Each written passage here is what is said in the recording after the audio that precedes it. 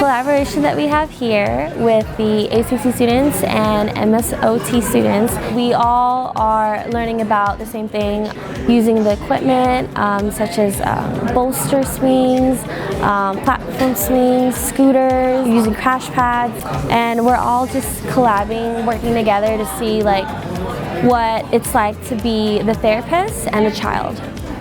So we're gonna go to prone because we want to focus on your head control, okay? We're gonna be swinging very softly first, and then we're gonna increase it. We have the same mindset, but we could also collaborate together with the same language and bring back bigger ideas with each other and go off by each other's interventions and kind of correct ourselves.